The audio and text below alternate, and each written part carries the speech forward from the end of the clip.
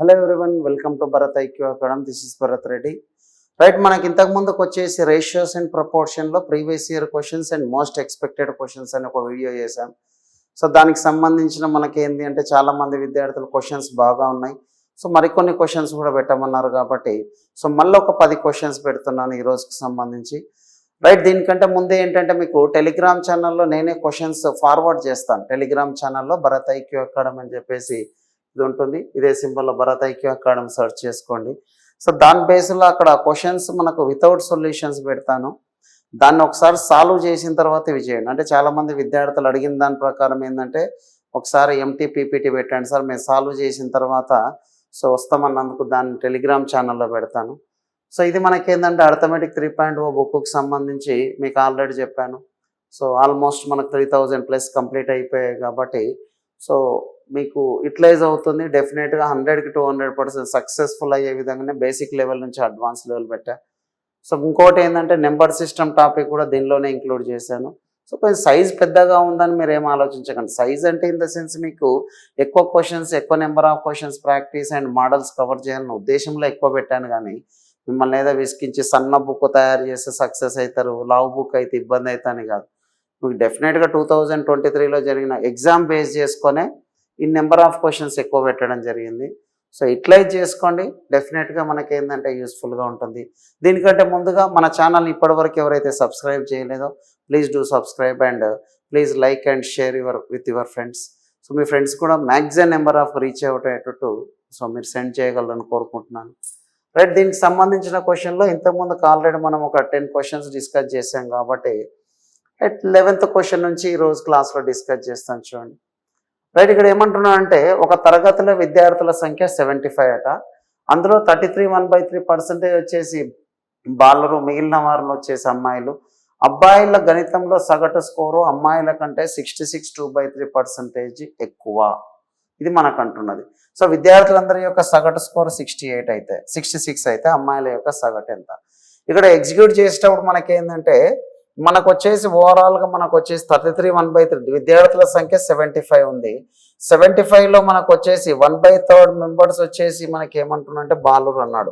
1/3 అంటే మనకు 3 2 6 3 5 అంటే 25 మెంబర్స్ బాయ్స్ అయితే మిగిలిన వారు ఎవరు అవుతారు అంటే గర్ల్స్ అంటే మనకు 2/3 కదా. 2/3 అన్నప్పుడు మనకి ఎంత అవుతుందంటే దీని యొక్క వాల్యూ వచ్చేసి 15 కదా. ఇప్పుడు మనకేమంటున్నాడు అంటే అబ్బాయిలు గణితంలో సగటు స్కోర్ అమ్మాయిల కంటే 66 2/3% ఎక్కువ. ద యావరేజ్ స్కోర్ వచ్చేసి మనకేమంటున్నాడు అంటే 66 2/3ని 2/3 రాయొచ్చు కాబట్టి బాయ్స్కి గర్ల్స్కి మధ్యలో గర్ల్స్కి 3 వస్తే బాయ్స్కి 5 వస్తుంది అని చెప్పేసి అంటున్నాడు కదా. సో దీనికి సంబంధించి నువ్వు ఎక్స్ వై లేమనుకోకు, డైరెక్ట్గా మనకు 25 మెంబర్స్ ఉన్నారు, ప్రతి ఒక్కరికి 5, ఇక్కడ 50 మెంబర్స్ ఉన్నారు, ప్రతి ఒక్కరికి 3 అనేది తీసుకున్నాం అనుకోండి. 5 × 25 ఇక్కడ వస్తుంది. 50 × 3 అంటే మనకి ఏమొస్తుంది అంటే ఇక్కడ అంటే దీని యొక్క వాల్యూ ఎంత అంటే 125, దీని యొక్క వాల్యూ వచ్చేసి మనకేమవుతుంది 150. మొత్తం దీని యొక్క వాల్యూ ఎంత 275 కదా. 275 యొక్క వాల్యూ మనకి ఏమి ఇచ్చా అంటే 75 మెంబర్స్ యావరేజ్ ఈక్వల్స్ టు మనకి ఎంత ఇచ్చాడు అంటే 66 ఇచ్చాడు. ఇప్పుడు గర్ల్స్కి సంబంధించి కాబట్టి 1 యూనిట్ యొక్క వాల్యూ అబ్జర్వ్ చేద్దాం. ఎందుకంటే ఇక్కడ మనకు గర్ల్స్ ఎట్లాగో తెలుసు కాబట్టి అమ్మాయిల యొక్క సగటు స్కోర్ అంటే 50 మెంబర్స్ ఎంత అనుకునే బదులు 1 యూనిట్ యొక్క వాల్యూ ఎంత అనుకుని లాస్ట్కు 50తో లేదు అనుకుంటే డైరెక్ట్గా 50 మెంబర్స్ యొక్క యావరేజ్ తీసుకున్నా సరే సరిపోతుంది. ఇక్కడ చూడండి 50 × 75 × 66 డివిజబుల్ బై 275 కదా. ఇప్పుడు అబ్జర్వ్ చేస్తే 25 3s 25 11s ఇక్కడ మనకు అబ్జర్వ్ చేస్తే 11 × 6 అనే కదా. ఇప్పుడు ఎగ్జిక్యూట్ చేసేటప్పుడు ఒకటే ఒక రూల్ ఏంటి అంటే మనకు దీని యొక్క వాల్యూ వచ్చేసి 6 3s 18 కాబట్టి 18 అనేది తీసుకోండి. ఈ 50 ఏం అవసరం లేదు, మళ్ళీ 50 మెంబర్ తీసుకునే బదులు ఇక్కడ 3 యూనిట్ ఎట్లాగో ఉంది కాబట్టి 3 యూనిట్ పెట్టేసి డైరెక్ట్గా 15 × 3 = మనకి ఎంత అవుతుందంటే 54 ఇస్ ద రైట్ ఆన్సర్. కాబట్టి ఎగ్జిక్యూట్ చేసేటప్పుడు ఒకటే ఒక రూల్ ఏంటంటే మళ్ళీ 50 మెంబర్ తీసుకొని దానికి ఈక్వల్ చేసేదానికంటే గర్ల్స్ యొక్క యావరేజ్ ఎట్లాగో 3 యూనిట్ అన్నాడు కాబట్టి 3 యూనిట్ తీసుకోండి సరిపోతుంది. ఇది మనకి ఏంటంటే observation. So examination point of వ్యూలో మనకి ఎంత క్విక్గా రెస్పాండ్ అవుతున్నాం అనేది చాలా చాలా ఇంపార్టెంట్. దీన్నే నేను పెన్ ఫ్రీ మెథడ్లో చెప్తాను ఏ విధంగా ఉంటుందని చూడండి. ఇక్కడ మనకి ఎగ్జిక్యూట్ చేసేటప్పుడు పెన్ ఫ్రీ మెథడ్ దీని యొక్క వాల్యూ ఏమని చెప్తాము, ఎలా చేస్తామని చూడండి. సో రైట్, ఇక్కడ క్వశ్చన్ ఏమంటున్నాడు అంటే the number of student in a class is 75, out of which 33 1/3% are boys అన్నాడు. 75లో 1/3 బాయ్స్ అంటే 25 మెంబర్స్ అయితే మిగతా 50 మెంబర్స్ ఎవరు అవుతారు అంటే గర్ల్సే కదా. నెక్స్ట్ మనకి ఏమంటున్నాడు అంటే the average score in mathematics of boys is 6% more అన్నాడు. 66 2/3% అంటే ఏం లేదు, బాయ్స్కి గర్ల్స్లో ఈమె 3 యూనిట్ వస్తే బాయ్స్కి ఎంత అవుతున్నారు అంటే 5 యూనిట్ అంటున్నాడు. ఇప్పుడు ఏమంటున్నాడు, if the average score of all the student is 66, then the average score of the girls, average score వచ్చేసి 3 మల్టిపులే కాబట్టి 3 మల్టిపుల్ ఉన్నది ఏముంది, ఇది ఒకటే ఉంది కాబట్టి ఆన్సర్ ఏంటంటే 54 ఇస్ ద రైట్ ఆన్సర్. కాబట్టి ఈ విధంగా ఎగ్జిక్యూట్ చేయాలి. దీనికి సంబంధించిన ఎక్స్ప్లెనేషన్ ఏదైతే ఉందో అది ఇంతకుముందు క్వశ్చన్లో చెప్పాను చూడండి, బేసిక్ ఎట్లా చేయాలి. బట్ అలా చేయకూడదు, అదంతా కూడా మీకు ఏంటంటే కాన్సెప్ట్ ఎలా వెళ్తుంది అనేది. కానీ ఎగ్జామినేషన్ పాయింట్ ఆఫ్ వ్యూలో గుర్తుపెట్టుకోండి, 40 to 50% of the question especially arithmetic point of వ్యూలో ఇట్లా పెన్ ఫ్రీ మెథడ్లో వెళ్ళవచ్చు కాబట్టి దీనిపైన ఫోకస్ చేయండి. ఓకేనా, రైట్. నెక్స్ట్ వన్ ఏమంటున్నా అంటే ఇక్కడ అబ్జర్వ్ చేయండి. The monthly income of A and B are in the ratio 3:5. The ratio of their savings is equal to 1:3. If the income of B is equal to 3 times the savings of A అంటున్నాడు కాబట్టి what is the ratio of expenditure of A and B? మనకు తెలిసింది ఏంది, income is equal to expenditure plus saving. ఇప్పుడు expenditure కావాలంటే income minus సేవింగే కదా. ఇప్పుడు మనకి ఏమంటున్నా అంటే ఏబి యొక్క నెలవారీ జీతాలు వచ్చేసి ఏబికి సంబంధించి ఇక్కడ ఇన్కమ్ అబ్జర్వ్ చేస్తే 3:5 అన్నాడు. వారి పొదుపులు వచ్చేసి మనకి ఏమంటున్నాడు అంటే 2:3 అంటున్నాడు. ఇప్పుడు ఏమంటున్నాడు అంటే బి యొక్క ఆదాయం ఏ యొక్క పొదుపుకు 3 రెట్లు అన్నాడు. ఫస్ట్ మనకి ఇక్కడ అబ్జర్వ్ చేయాల్సింది ఏంటంటే దీన్ని ఈక్వల్ చేయండి. దీన్ని ఈక్వల్ చేస్తే మనకు ఇక్కడ 2 చేత దీన్ని 5 చేత మల్టిప్లై చేసినాం అనుకో, మనకు ఫస్ట్ ఏమవుతుంది అంటే దీని యొక్క వాల్యూ అబ్జర్వ్ చేస్తే మనకు దీని యొక్క వాల్యూని అబ్జర్వ్ చేసినప్పుడు ఎంత అయితే 6:10, 10 మనకి ఎంత అవుతుంది అంటే దీని యొక్క వాల్యూ వచ్చేసి 15. ఇప్పుడు ఏమంటున్నాడు ఇక్కడ అబ్జర్వ్ చేస్తే బి యొక్క ఆదాయం ఏ యొక్క పొదుపుకు 3 రెట్లు అంటే దీని 10 యూనిట్స్ అయితే 30 కావాలన్నాడు కాబట్టి 3తో మల్టిప్లై చేస్తే 3 6 18, 3 × 10 అంటే ఎంత అవుతుంది అంటే 30. ఇప్పుడు మనకు కావాల్సింది ఏంది, వారి ఖర్చుల యొక్క నిష్పత్తి అంటే 18లోంచి 10 పోతే మనకి ఎంత అవుతుందంటే 8, 30లోంచి 15 పోతే 15 కాబట్టి ఆన్సర్ ఏంటంటే అంటే బేసిక్ స్ట్రక్చర్ ఏంటి అంటే ఫస్ట్ ఇద్దరిని ఈక్వల్ చేయండి. ఏమంటున్నాడు, బి యొక్క ఇన్కమ్ ఏ యొక్క సేవింగ్ ఈక్వల్ చేసిన తర్వాత వాడు ఇచ్చిన కండిషన్ ఏంది, బి యొక్క ఇన్కమ్ అనేది సేవింగ్ 3 times అన్నాడు. 3 times చేసి సరిపోతుంది. కాబట్టి క్వశ్చన్ని మనకేంటి అంటే పాటుగా విడదీయండి, పోస్ట్ మార్టం చేసినట్టే ఒక్కొక్క దానికి మనకు ఈజీగా చేస్తే అన్ని తీసుకొచ్చి కమాండ్ చేసేయచ్చు. కాబట్టి క్వశ్చన్ చదవగానే ఫస్ట్ ఆఫ్ ఆల్ నువ్వు చేయాల్సింది ఏంటి అంటే ఆ లాంగ్వేజ్ ఏదైతే ఉందో దాన్ని, నీకు ఇంగ్లీష్ మీడియం అయితే ఇంగ్లీష్ మీడియమే చదువు, తెలుగు మీడియం అయితే తెలుగు మీడియమే చదువు, అంతేగాని రెండిట్లో అక్కడ ఇక్కడ సగం చదివినంటే పోతుంది. కాబట్టి జాగ్రత్తగా చూసుకొని చదవండి. డెఫినెట్గా మనకి ఎగ్జామినేషన్ పాయింట్ ఆఫ్ వ్యూలో ఈజీగా చేయొచ్చు, అది గుర్తుపెట్టుకోండి. ఓకేనా, నెక్స్ట్ వన్ ఏమంటున్నా అంటే ఇక్కడ అబ్జర్వ్ చేయండి. ఎక్స్ మరియు వై యొక్క నెలవారీ ఆదాయాల నిష్పత్తి 5:4, వారి నెలవారీ ఖర్చులు 9:7 అయితే వై యొక్క ఆదాయము ఎక్స్ యొక్క వ్యయానికి సమానం. ఈ క్వశ్చన్స్ 2 ఎందుకు ఇచ్చానంటే రీసెంట్ టైంలో ఎక్కువ వచ్చాయి కాబట్టి ఈ మోడల్లో దీన్ని కవర్ చేస్తూ ఇచ్చాను చూడండి. రైట్, ఇక్కడ మనకు ఎక్స్కు వైకి సంబంధించి ఇన్కమ్లు అబ్జర్వ్ చేస్తే 5:4 అంటున్నాడు, వారి యొక్క ఎక్స్పెండిచర్ వచ్చేసి 9:7 అంటున్నాడు. వై యొక్క ఆదాయం ఎక్స్ యొక్క వ్యయానికి సమానము. ఫస్ట్ రూల్ నెంబర్ 1 ఏమని చెప్పినాము, ఈ రెండింటి యొక్క వాల్యూ ఈక్వల్ చేయాలి అంటే ఇక్కడ 9 ఇక్కడ మల్టిప్లై చేయి, ఇక్కడ 4ని తీసుకొచ్చి ఇక్కడ మల్టిప్లై చేస్తే మనకి ఎంత అవుతుంది చూడండి. 9 5 ఎంత 45, 9 4 36, 4 9 36, 4 7 28. మనకేమంటున్నాడు అక్కడ, if the income of Y is equal to the expenditure of మనకి ఏంటంటే ఎక్సే కదా.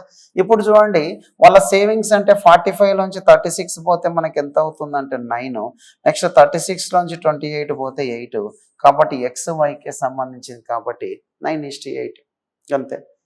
సింపుల్ రూల్ చూడండి. ఒకటి ఏంటి అంటే ఎగ్జామినేషన్ పాయింట్ ఆఫ్ వ్యూలో ఎంత క్విక్గా రెస్పాండ్ అవుతున్నాం అనేది చాలా ఇంపార్టెంట్. దానికే పెన్ ఫ్రీ మెథడ్స్ అనేది చెప్పేది. సో మీకు మ్యాక్సిమం ఏంటంటే ప్రతిదీ కూడా డీటెయిల్డ్గా ఆన్లైన్లో కూడా ఎక్స్ప్లెయిన్ చేశా. ఈవెన్ పెన్ ఫ్రీ మెథడ్ ఎలా చేయాలి, కాన్సెప్ట్ ఎలా ఉంటుంది, బ్యాక్గ్రౌండ్లో ఏం నడుస్తుంది, దానికి షార్ట్ కట్ ఏంటి అని డీటెయిల్డ్గా ఎక్స్ప్లెయిన్ చేసిన లో లెవెల్ నుంచి హై లెవెల్ వరకు యూటిలైజ్ చేసుకోండి. సో ఖచ్చితంగా మీకు ఒకవేళ లేదు సార్ మేము అంత పెట్టలేమనుకున్న వాళ్ళు ఫ్రీ క్లాసెస్ యూట్యూబ్లో పెడతాను నాకు ఫ్రీగా ఉన్నప్పుడల్లా. సో డెఫినెట్గా దీనిలో బెస్ట్ ఆఫ్ క్వశ్చన్స్ ఇంతకు ముందుకు వీడియోలో ఒక 10 పెట్టాను, ఈ వీడియోలో ఒక 10, ఇంకొక 10 క్వశ్చన్స్ కూడా పెడతాను. నేను ఎక్స్పెక్టెడ్ చేసే క్వశ్చన్సే, అవి రీసెంట్ టైంలో CGL లో కూడా ఎక్కువ అడిగాడు కాబట్టి ఆ టైప్లో ఎక్స్పెక్ట్ చేస్తూ పెడుతున్నాను చూడండి. ఓకేనా. నెక్స్ట్ క్లాస్ ఏ నుండి 5 మంది పిల్లలు క్లాస్ బికి వెళ్ళినప్పుడు 2 తరగతుల్లో పిల్లల సంఖ్య 1 అంటే 1 అవుతుంది, అంటే ఈక్వల్. బి నుండి 25 పిల్లలు క్లాస్ ఏకి వెళ్ళినప్పుడు ఏలో పిల్లల సంఖ్య బిలో పిల్లల సంఖ్యకు రెట్టింపు అవుతుంది. ఇప్పుడు మనకు అబ్జర్వ్ చేస్తే బిలో ఉన్న వారికి ఏలోని పిల్లల సంఖ్య నిష్పత్తి ఎంత. సింపుల్ క్వశ్చన్ చూడండి. వెన్ 5 చిల్డ్రన్స్ ఫ్రమ్ క్లాస్ ఏ ఇంట్లో నుంచి వెళ్ళారు, మనకు వచ్చేసి జాయిన్ మన క్లాస్ బి అంటే దీనిలోకి వెళ్ళినప్పుడు ఈక్వల్ అయింటారు అంటున్నాడు. ఇదే దానికి అబ్జర్వ్ చేస్తే A minus B is equal to ఎంత అవుతుంది అంటే మనకు దీని యొక్క వాల్యూ వచ్చేసి ఎంత అంటే 10 కదా. ఇప్పుడు మనకు కావాల్సింది ఏంటంటే ఏ యొక్క రేషియో ఎక్కువ ఉండాలి, బి యొక్క వాల్యూ అనేది తక్కువ ఉండాలి, అంతే కదా. ఇప్పుడు మనకు అబ్జర్వ్ చేస్తే ఏ వాల్యూ ఎక్కువ ఉండాలి, బి రేషియో తక్కువ ఉండాలి. సో ఏ వాల్యూ ఎక్కువ ఉండాలి అంటే ఇదే ఎక్కువ ఉండాలి, ఇదే ఎక్కువ ఉండాలి, ఇది ఎక్కువ ఉందా అంటే లేదు. కాబట్టి మనకు దీని యొక్క వాల్యూ బికి ఏకి అబ్జర్వ్ చేస్తే ఏ యొక్క వాల్యూకి బి యొక్క వాల్యూకి ఎక్స్పెక్ట్ చేస్తాం అంటే మనకి ఇది వెళ్ళిపోతుంది. అంటే అట్లా కూడా చూడవచ్చు. క్లాస్ ఏ నుండి 5 మంది పిల్లలు పోయి క్లాస్ బిలో జాయిన్ అయ్యారు అంటే ఇటు పోయారు అంటే ఏ మైనస్ బి యొక్క వాల్యూ ఎంత అంటే 10 కదా. అంటే ఏ యొక్క రేషియోనేమో మనకు అబ్జర్వ్ చేసినప్పుడు బి కంటే ఆ విధంగా ఎక్కువ తీసుకోవాలి. నెక్స్ట్ వన్ అబ్జర్వ్ చేస్తే బి నుండి 25 మంది పిల్లలు వెళ్ళి క్లాస్ ఏకి వెళ్ళినప్పుడు మనకు అబ్జర్వ్ చేస్తే ఏలోకి వెళ్ళినప్పుడు దీని యొక్క వాల్యూ ఏమంటున్నాడు అంటే ఏలో పిల్లల సంఖ్య బిలో పిల్లల సంఖ్యకు రెట్టింపు అవుతుంది. ఇక్కడ చూడండి మనకు వచ్చేసి 25 childrens from B join A, then the number of children A become double the number of children B అంటున్నాడు. అంటే దీని యొక్క వాల్యూకి double the number of children B అంటే బిలో ఉండే వాటికి డబుల్ అవుతారని చెప్పేసి అంటున్నాడు. సేమ్ అదే విధానంలో ఇక్కడ అబ్జర్వ్ చేయండి. 2b మైనస్ మనకి ఎంత అవుతుందంటే దీని యొక్క వాల్యూ వచ్చేసి 50 is equal to A plus మనకి ఎంత అవుతుందంటే 25. మనకి ఇప్పుడు ఏమవుతుంది చూడండి, దీని యొక్క వాల్యూ అబ్జర్వ్ చేస్తే 2b minus A is equals ఎంత అవుతుంది అంటే 75 కదా. రైట్. ఇప్పుడు ఇక్కడ ఉండే వాల్యూని తీసుకొచ్చి ఇక్కడ మనకు సాల్వ్ చేస్తే A minus B is equal to 10 అంటే మైనస్ ఏ క్యాన్సల్, 2bలోంచి బి పోతే బి ఇది ఎంత అవుతుందంటే 85. బి యొక్క వాల్యూవే మనకు 85 అయ్యింది అంటే ఏ వాల్యూ ఈజ్ ఈక్వల్ టు ఎంత అవుతుందంటే 85 ప్లస్ 10 ఈజ్ ఈక్వల్ టు ఎంత అంటే 95 కదా. ఇప్పుడు మనకు అబ్జర్వ్ చేస్తే మనకు ఏ టు బి ఇక్కడ ఏలో ఉన్న వారికి ఏ టు బికి అబ్జర్వ్ చేస్తున్నాడు కాబట్టి ఏ రేషియోనేమో 95, బి రేషియో 85 అంటే 5 1 జా 5 9 జా 5 into 17 జా కాబట్టి 19:17. కాబట్టి ఎగ్జిక్యూట్ చేసేటప్పుడు ఒకటే ఏంటంటే ఈ వాల్యూ వచ్చింది, దీని యొక్క వాల్యూ తీసుకున్నప్పుడు మనకి ఎంత వస్తుందంటే 85 అయితే అదెంత 95. ఏ టు బి తెలుగులో రివర్స్ పడింది, ఇంగ్లీష్లో చూడండి ఏ టు దోస్ బి అన్నాడు కాబట్టి మనకు ఆన్సర్ ఎంత అవుతుందంటే 19:17. కాబట్టి ఎగ్జిక్యూట్ చేసేటప్పుడు బ్యాక్గ్రౌండ్లో ఎలా రన్ అవుతుంది, ఏ విధంగా చేస్తున్నాం అనే దానిపైన ఫోకస్ చేయండి. ఓకేనా. నెక్స్ట్ వన్ ఇక్కడ అబ్జర్వ్ చేస్తే ఏమంటున్నాడు చూడండి. When x is subtracted from each of 19, 28 and 55, 91, so obtained numbers are in the order proportion. What is the mean proportion between x plus 9 and x square? అంటే ఇక్కడ మనకు observe చేస్తే 19/28 రాసుకోండి, దీన్ని 55/91 రాసుకోండి. ఇది ఆల్రెడీ మీ క్లాస్ రూమ్లో కూడా చెప్పాను, అది చూడండి ఒకసారి. 19కి 55కి మధ్యలో రిలేషన్ అబ్జర్వ్ చేస్తే డిఫరెన్స్ ఎంత అవుతుంది అంటే 36. ఈ రెండింటి మధ్యలో డిఫరెన్స్ అబ్జర్వ్ చేస్తే మనకు ఎంత అవుతుంది అంటే దీని యొక్క వాల్యూ అబ్జర్వ్ చేస్తే ఎంత అవుతుంది మనకు 3 అంటే మనకు వచ్చేసి ఎంత అవుతుంది 63 కదా. ఇప్పుడు దీని యొక్క వాల్యూ అబ్జర్వ్ చేస్తే 9 4 9 7 కాబట్టి 4/7.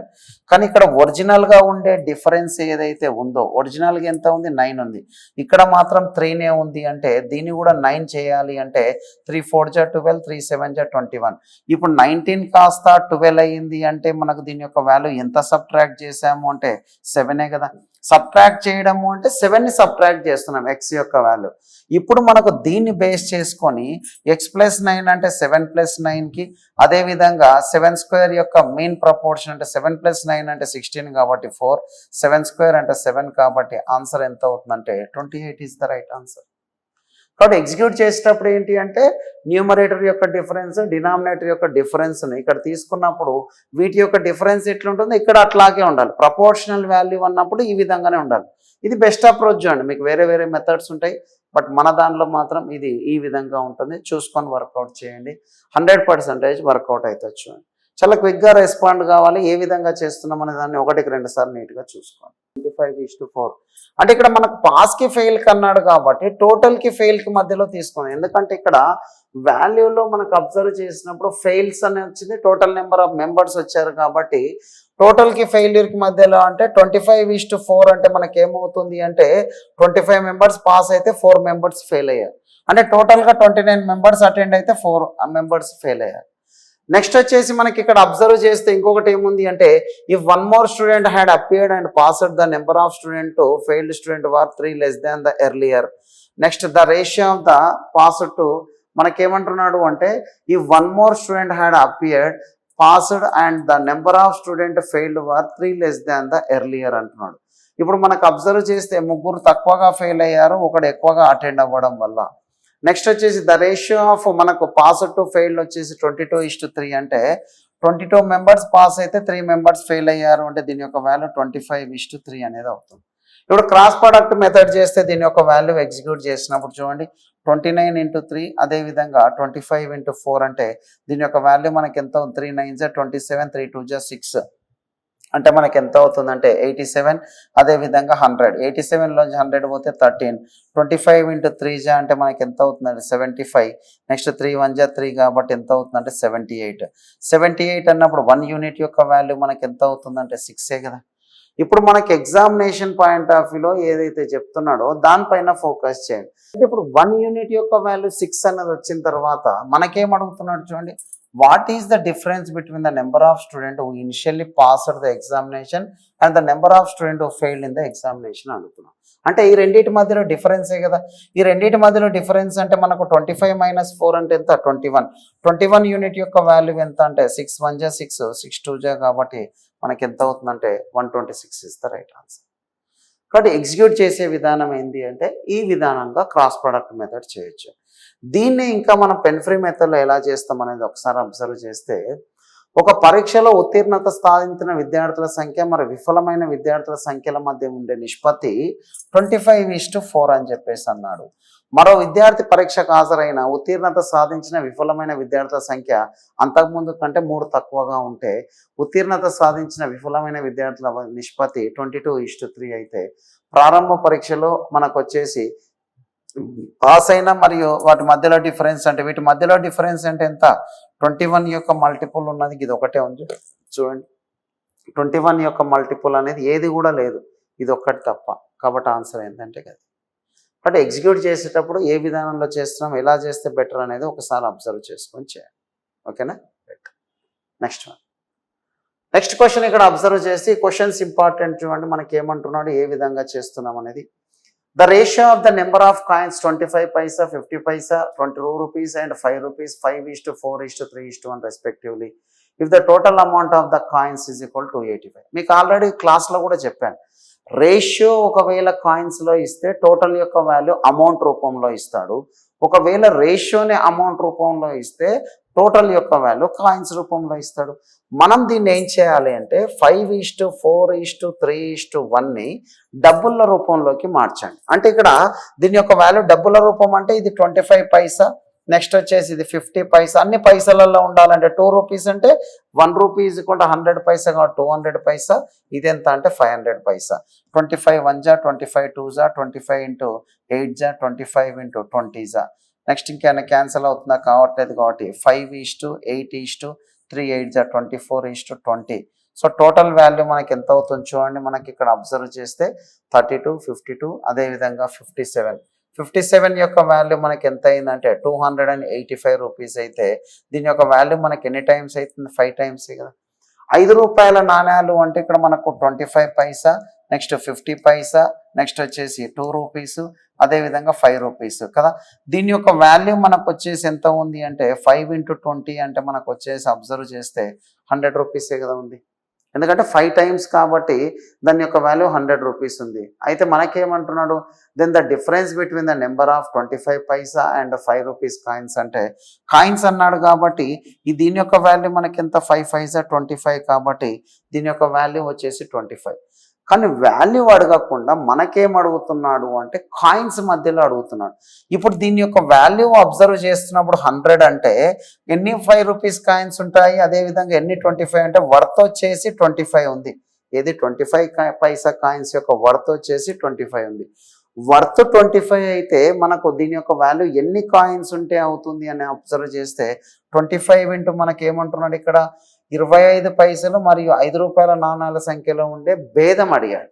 ఇప్పుడు మనకు విలువ ప్రకారం అబ్జర్వ్ చేస్తే దీని మధ్యలో వచ్చేసి ఇదేమో 25 పైసా అంటే మనకు అబ్జర్వ్ చేస్తే 5 పైసా 25 రూపీస్ ఉంది. ఇదేమో మనకు 5 ఇంటూ 2 అంటే మనకి ఎంత అవుతుంది అంటే 10 కాబట్టి దీని యొక్క వాల్యూ వచ్చేసి మనకి ఎంత అయింది 25 రెంట్ల 50 కాబట్టి రేషియో తీసుకున్నప్పుడు ఎంత వస్తుంది చూడండి, దీని యొక్క వాల్యూ 100 రూపీస్ వచ్చింది. ఇప్పుడు దీని మధ్యలో డిఫరెన్స్ అంటే మనకి ఎంత వస్తుంది అంటే 25 ఇంటూ 4 అంటే మనకి ఎంత అంటే 100 కాయిన్స్ వచ్చేసి ఇవి ఉంటాయి.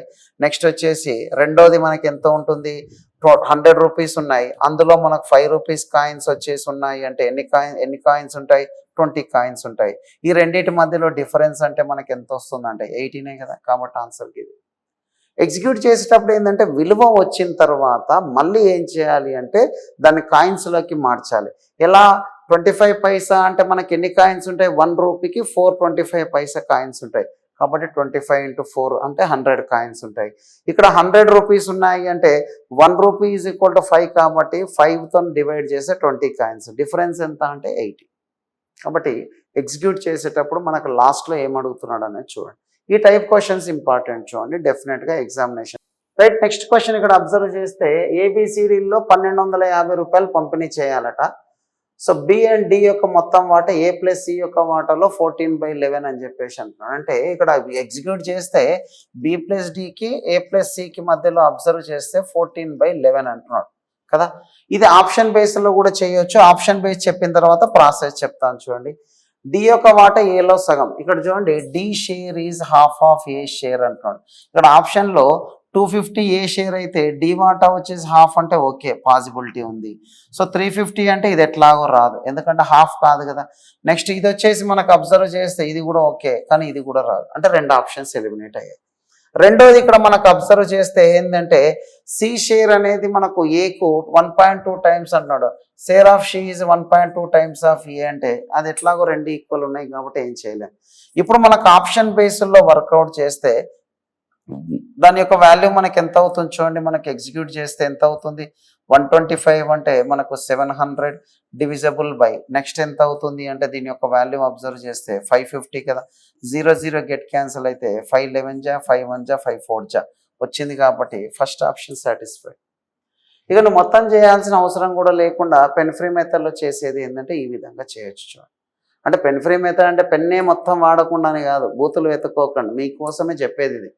అంటే బేసికల్గా ఏంటంటే మినిమం నెంబర్ ఆఫ్ స్టెప్స్తోన వర్కౌట్ చేయడానికి పాసిబిలిటీ అనేది, అంతేగాని ప్రాసెస్ చేసుకుంటూ పోతే రాసుకుంటూ పోతే అనేది కాదు. సో మైండ్లో పెట్టుకొని వర్కౌట్ చేయండి. సో ఇదే దాన్ని మనకు ప్రాసెస్లో ఏ విధంగా చేస్తామనేది చూడండి. ఇక్కడ ఎగ్జిక్యూట్ చేసేటప్పుడు ఒకటే ఒక రూల్ ఏంటి అంటే సి యొక్క వాల్యూ వచ్చేసి మనకేముంది అంటే ఈ విధానంలో ఉంది. నెక్స్ట్ వచ్చేసి 1.2 టైమ్స్ ఆఫ్ ఏ అన్నాడు కాబట్టి అన్నీ కూడా దానిలో తీసుకెళ్ళి రాయండి. సి యొక్క వాల్యూకి బి ప్లస్ డి యొక్క వాల్యూకి అబ్జర్వ్ చేస్తే మనకేముంది చూడండి ఏబిసిడిలో మొత్తం వచ్చేసి 1250 ఉంది కాబట్టి సో ఎట్లాగో బి ఉంది. నెక్స్ట్ వచ్చేసి దాని యొక్క వాల్యూ వచ్చేసి a/2 అని రాయొచ్చు. ఇక్కడ ఏ ఉంది, ఇది కూడా 1.2 టైమ్స్ ఆఫ్ ఏ అని రాయొచ్చు. దీని యొక్క వాల్యూ మనకి ఎంత అంటే 14/11 కదా.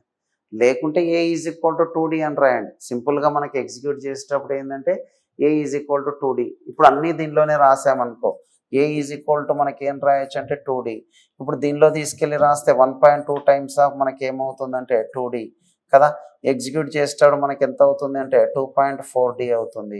ఎట్లాగో మనకు బికి సికి మధ్యలో అబ్జర్వ్ చేసినప్పుడు ఏ విధానంలో వస్తుందనేది తీసుకోండి. B plus D equal to మనకి ఏమంటున్నాడు అంటే బి ప్లస్ డి బై మనకి ఏమంటున్నాడు అంటే A plus C is equal to 14/11 కదా.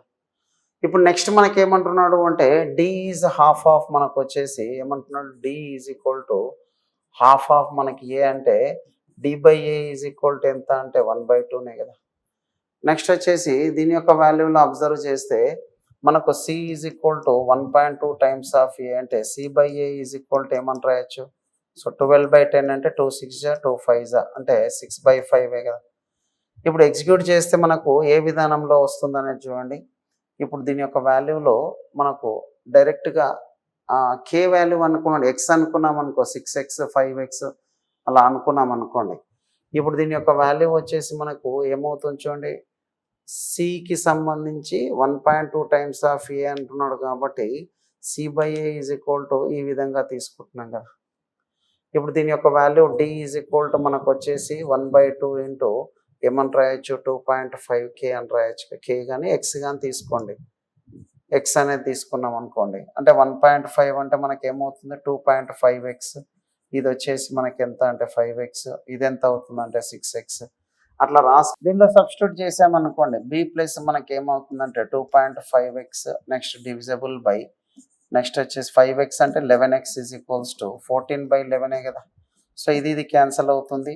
No B is equal to 14x minus 2.5x అంటే ఎంత అవుతుంది అంటే 11.5x కదా. ఇప్పుడు ఎగ్జిక్యూట్ చేసేటప్పుడు ఏకి బికి సికి అదేవిధంగా డికి అబ్జర్వ్ చేస్తే ఇదేమో మనకు 5 యూనిట్, ఇది 11.5 యూనిట్, ఇది 6 యూనిట్, నెక్స్ట్ వచ్చేసి ఇది ఎంత అంటే 2.5 యూనిటే కదా, అంతే కదా. ఎక్సెల్ తీసేస్తే ఇప్పుడు మనకు 2.5 యూనిట్ యొక్క వాల్యూ ఎగ్జిక్యూట్ చేస్తే టోటల్ వాల్యూ మనకు వచ్చేసి ఎంత అవుతుంది చూడండి, 11.5. అదే విధంగా 2.5 అంటే ఎంత అవుతుంది అంటే దాని యొక్క వాల్యూ వచ్చేసి 14 అంటే 25 కదా. 25 యొక్క వాల్యూ వచ్చేసి 1250 అంటే మనకు 25 5 అంటే 125 కాబట్టి 50 టైమ్స్ అయితే దీన్ని 50 చేత మల్టిప్లై చేస్తే ఎంత వస్తుంది 250. దీన్ని 50 చేత మల్టిప్లై చేస్తే 0/5 5 25 అంటే మనకు వచ్చేసి మనకి ఎంత వస్తుంది అంటే 575. నెక్స్ట్ దీని యొక్క వాల్యూను కూడా 50 చేత మల్టిప్లై చేస్తే 300. దీన్ని కూడా 50 చేత మల్టిప్లై చేస్తే ఎంత అంటే 125. అంటే ఎగ్జిక్యూట్ చేసేటప్పుడు మనకి ఏ వాల్యూ ఉందనేది ఇది ప్రాసెస్, ఇంత చేయాల్సిన అవసరం లేదు. కాబట్టి మనకు ఏంటంటే మినిమం నెంబర్ ఆఫ్ క్యాల్కులేషన్ చేస్తూ మ్యాక్సిమం వర్కౌట్ చేయడానికి పాసిబిలిటీ ఏదైతే ఉందో దానిపైన ఫోకస్ చేయాలి. అంతేకాని ఇదంతా మనకేంటంటే పెద్ద గొప్ప మెథడ్స్ అయితే కావు, కాకపోతే మీకు తెలియాలి కాబట్టి చెప్పేది అంతే, అది గుర్తుపెట్టుకోండి. రైట్, నెక్స్ట్ వన్ ఇక్కడ అబ్జర్వ్ చేయండి. 10a³ ప్లస్ మనకు దీని యొక్క వాల్యూ ఏమని రాయొచ్చు, 10a³ plus 4b³ divisible by 11a³ minus 15b³ is equals to ఎంత అవుతుందంటే 7/5 కదా. ఇక్కడ మనకి ఏమవుతుంది 50a³ plus 20b³ is equals to మనకి ఎంత అంటే 77a³ మైనస్ 15 ఎంత అవుతుందంటే 105b³ కదా. ఇప్పుడు ఇది ఇతరులకు వచ్చింది అనుకోండి, a³ అంటే 27a³ అవుతుంది, అది ఇతరులకు వస్తే 125b³ అవుతుంది. కాబట్టి a³ divisible by b³ is equal to ఎంత అంటే 125/27. a/b ఈజ్ ఈక్వల్స్ టు ఎంత అవుతుంది అంటే 5/3. ఇప్పుడు దానిలో సబ్స్టిట్యూట్ చేయండి. ఇప్పుడు 3 × 5 ప్లస్ 5 × 3 డివిజబుల్ బై 9 × 5 మైనస్ 2 × 3. ఇప్పుడు 3 5 15, 5 3 మనకి ఎంత అవుతుంది అంటే 15 అంటే మనకి ఎంత అవుతుంది అంటే 30 డివిజబుల్ బై 9 5 45. నెక్స్ట్ వచ్చేసి 2 3 మనకి ఎంత అంటే 36 కాబట్టి అంటే ఎంత అవుతుంది అంటే 39. 3 10 3 × 13 కాబట్టి ఆన్సర్ ఇది. కాబట్టి ఎగ్జిక్యూట్ చేసేటప్పుడు ఏంటి అంటే ఆ సొల్యూషన్లో మనకు వచ్చేసి ఏ విధానంలో ఇచ్చాడనేది చూసుకోండి, ఆటోమేటిక్గా మనకు వచ్చేసి ఎగ్జిక్యూట్ అవుతుంది. సో డెఫినెట్గా మనకి ఏంటంటే సో ఇంత కూడా చేయాల్సిన అవసరం లేదు, అది క్లాస్ రూమ్లో చెప్పాను ఎలా చేయాలని, అది కూడా ఒకసారి ఫోకస్ చేయండి సరిపోతుంది. కాబట్టి ఇది కూడా మనకు రీసెంట్ టైంలో వచ్చిన క్వశ్చన్ కాబట్టి ఏ విధంగా చేస్తామనేది ఫోకస్ చేయండి. రైట్, నెక్స్ట్ క్వశ్చన్ కూడా చూడండి. ఒక వ్యక్తి తన 3 కొడుకులకు వాటా పంపిస్తున్నట్టు ఈ క్వశ్చన్ మనకు లాస్ట్ టైం కూడా వచ్చింది చూడండి, ఎగ్జామినేషన్ పాయింట్ ఆఫ్ వ్యూలో ఈ క్వశ్చన్ కూడా వచ్చింది. అంటే ఫర్ ఎగ్జాంపుల్ ఈ క్వశ్చన్ చేసేటప్పుడు బ్యాక్గ్రౌండ్ ఏంటంటే మా నాన్న 10 రూపీస్ ఇచ్చాడు, నేను 2 రూపీస్, మా అక్క 2 రూపీస్, మా అన్న వచ్చేసి 6 రూపీస్ తీసుకోవచ్చు. లేకుంటే నేను 3, మా అన్న 3, నెక్స్ట్ మా అక్క 4. అంటే ఎలా కూడిన టోటల్ యొక్క వాల్యూ మళ్ళీ 10 రూపీస్కి ఈక్వల్ కావాలి. సో నేను అటు ఇటు పంచినా 10 రూపీస్కి ఈక్వల్ కావాలి. ఇక్కడ చూడండి, a person divided certain sum of between 3 sons వచ్చేసి 3:4:5 అని చెప్పేసి అన్నాడు, 3:4:5. నెక్స్ట్ వచ్చేసి మనకి ఏమంటున్నాడు అంటే had the sum in the ratio 1/3 1/4 1/5 the son who got least share earlier would have got 1188 more. అంటే మనకు ఒకవేళ ఇలా కాకుండా ఇలా పంచాడు అనుకోండి 1/3 1/4 1/5 అంటే దీని యొక్క వాల్యూ 20:15:20గా 12గా పంచాడు అనుకో, అంతకుముందుకు వచ్చిన వాడికి ఎవరికైతే తక్కువగా వచ్చాయో ఇప్పుడు వాడికి 1188 ఎక్కువ వస్తుంది అని చెప్పేసి అన్నాడు. దాని పెన్ ఫ్రీ మెథడ్ కూడా చెప్తాను, ఫస్ట్ ప్రాసెస్ చెప్తా చూడండి. ఇప్పుడు చూడండి, దీన్ని సమ్ చేస్తే మనకి ఎంత అవుతుంది అంటే మనకు 12 అయితే దీన్ని సమ్ చేసినప్పుడు మనకి ఎంత అవుతుంది అంటే దీని యొక్క వాల్యూ 47 కదా. ఇక్కడ ఏం చేయి అంటే 47 ఇక్కడ మల్టిప్లై చేయి, 12 ఇక్కడ మల్టిప్లై చేస్తే 47 × 3 అంటే 3 7 జా 21, 3 4 జా 12 అంటే మనకి ఎంత 141, 4 7 జా 28, 4 4 జా 16 అంటే మనకి ఎంత 188. నెక్స్ట్ వచ్చేసి 5 7 జా 35, 5 4 జా 20 అంటే 235. 12 × 2 అంటే మనకి ఎంత 240. నెక్స్ట్ దీని యొక్క వాల్యూ 12 × 15 ఈజ్ ఈక్వల్ టు 12 5 జా 60, 12 1 జా 12 అంటే మనకి ఎంత అవుతుంది అంటే 180. 12 × 12 ఈజ్ ఈక్వల్ టు ఎంత అంటే 144. ఇది మనకు రూల్. అంటే దీని యొక్క సమ్ చేసినప్పుడు ఇక్కడ మనకు వచ్చేసి ఎంత అయితే సమ్ ఉందో ఇక్కడ కూడా అంతే ఉండాలి. కాబట్టి ఇందాక 10 రూపీస్ యొక్క కాన్సెప్ట్ ఏదైతే చెప్పానో అది. ఇప్పుడు ఏమంటున్నాడు అంటే the person who got least share ఎవడు ఉండే 141 ఉండే. ఈ విల్ గెట్ మనకు వచ్చేసి గాట్ 1188 మోర్. అంటే ఈ రెండింటి మధ్యలో డిఫరెన్స్ మనకి ఎంత ఉంది అబ్జర్వ్ చేస్తే అంటే ఎంత ఉంది, దీని యొక్క వాల్యూ వచ్చేసి 99 కదా. 99 యొక్క వాల్యూ మనకి ఎంత ఇచ్చాడు అంటే ఇక్కడ అబ్జర్వ్ చేస్తే 11,088 అయితే మనకు 12 × 47 యొక్క వాల్యూ ఎంత. ఎగ్జిక్యూట్ చేస్తే 12 × 47 × 1188 డివిజబుల్ బై 99 కదా. 11 9 జా 11 1 జా నెక్స్ట్ 11 8 జా 9 1 జా 9 2 జా 18. ఇప్పుడు చూడండి 2 × 2 4 4 7 జా 28 అంటే ఆన్సర్ ఏంటంటే ఇది. కాబట్టి ఎగ్జిక్యూట్ చేసే విధానం ఏంటి అంటే మనకు సమ్ చేసినప్పుడు ఎలా పంచుకున్నా సరే టోటల్ వాల్యూలో మనకు మార్పు రాకూడదు. ఇందాక 10 రూపీస్ కాన్సెప్ట్ ఏదైతే చెప్పానో దానిపైన ఫోకస్ చేయండి. అంటే మా ఫాదర్ 10 రూపీస్ ఇస్తే 2 2 8 అంటే 6 కానీ లేకపోతే 3 3 4 కానీ ఎలా పంచుకున్నా సమ్ చేస్తే 10 రూపీసే రావాలి. మరి ఇక్కడ వేరియేషన్ వస్తున్నప్పుడు ఏం చేయాలి అంటే రెండు ఈక్వల్ చేసి ఈ దాని మధ్యలో ఉండే డిఫరెన్స్ యొక్క వాల్యూ కాబట్టి ఆన్సర్ ఏంటంటే కదా. ఇది ఒక పద్ధతి. దీన్నే పెన్ ఫ్రీ మెథడ్లో చేసేది ఎలా అంటే ఇచ్చిన క్వశ్చన్కి సంబంధించి మనం ఇక్కడ సమ్ యొక్క వాల్యూని ఈక్వల్ చేయాలి అని చెప్పినాం కదా. ఇదంతా కూడా చేయకుండా వాడు ఈ విధంగానే కదా తీసుకున్న 3:4:5 అంటే 12 అయితే ఇది ఎంత అవుతుంది 47. ఇది ఇక్కడ మల్టిప్లై చేస్తే డెఫినెట్గా మనకు 12 47 యొక్క మల్టిపులే కదా. 12 47 యొక్క మల్టిపుల్ వచ్చే విధంగా ఆప్షన్ ఏదైతే ఉందో దాన్ని ఫోకస్ చేయండి. దాన్ని ఫోకస్ చేస్తే సరిపోతుంది. ఇంకొక పద్ధతి ఏంటి అంటే దీని వాల్యూకి సంబంధించి చేసేటప్పుడు ఏంటి అంటే 2 7 జా 4 అంటే 4 2 జా 8 అంటే యూనిట్ డిజిట్ వాల్యూ జీరోస్ డెఫినెట్గా రాకుండా ఉండే విధంగా తీసుకోవాలి. ఇంకొకటి వచ్చేసి మనకి ఇక్కడ 47 యొక్క మల్టిపుల్ అవుతుందా చూడండి. 47 1 జా 47 అంటే మనకి ఎంత వస్తుంది అంటే దీని యొక్క వాల్యూ 230. మనకు 230 తర్వాత మనకి ఎంత అవుతుంది దీని యొక్క వాల్యూ 5 4 జా 20, 5 7 జా 35 అంటే మనకి ఎక్కువ అవుతుంది కాబట్టి 4 7 జా 28. నెక్స్ట్ వచ్చేసి 4 4 జా 16 అంటే మనకి ఎంత అవుతుంది అంటే 188. అంటే మనకి ఎంత వస్తుంది అంటే 428 అన్నప్పుడు దీని యొక్క వాల్యూ మనకు వస్తుంది అంటే రావట్లేదు. కాబట్టి ఆన్సర్ డెఫినెట్గా ఇది. కాబట్టి మల్టిపుల్ ఒకసారి చూసుకోండి, మల్టిపుల్ చూసుకొని ఆటోమేటిక్గా ఎగ్జిక్యూట్ చేయొచ్చు. కాబట్టి ఫోకస్డ్గా చూడండి, డెఫినెట్గా వర్కౌట్ అవుతుంది. సో ఇది మనకు ఈరోజు క్లాస్కి సంబంధించి. సో ఒకసారి చూడాల్సింది ఏంటంటే బ్యాక్గ్రౌండ్ బాగా తెలుసుకొని పెన్ ఫ్రీ మెథడ్ పైకి ఫోకస్ చేయండి, డెఫినెట్గా యూస్ఫుల్గా ఉంటుంది. అందుకే మెథడ్ కూడా ఎక్స్ప్లెయిన్ చేసింది. ఇలాంటి క్వశ్చన్స్ ఇంకా మన బుక్లో చాలా ఉన్నాయి. సో డెఫినెట్గా మీకు యూస్ఫుల్ అవుతుందని ఆ బుక్ యూటిలైజ్ చేసుకోండి. సో ఇది మనకు రీజనింగ్ బుక్కి సంబంధించి దీనికి సంబంధించిన క్వశ్చన్స్ అన్నీ కూడా ప్రతిదీ భరత్ ఐక్యూ అకాడమీలోనే ఎక్స్ప్లెయిన్ చేశాను. ఈవెన్ అర్థమెటిక్ కూడా దీంట్లోనే ఉంటుంది. So depth content and compulsory SI and CGL level వల్ల బాగా యూజ్ అవుతుంది. సో కానిస్టేబుల్ ఇలా ప్రతి కాంపిటేటివ్ ఎగ్జామ్కి యూజ్ అయ్యేటట్టే పెట్టాను. సో యూటిలైజ్ చేసుకోండి. సో డెఫినెట్లీ మీకు యూస్ఫుల్గా ఉంటుంది. ఓకేనా, right. That's all for today's class. Thank you very much. Signing off.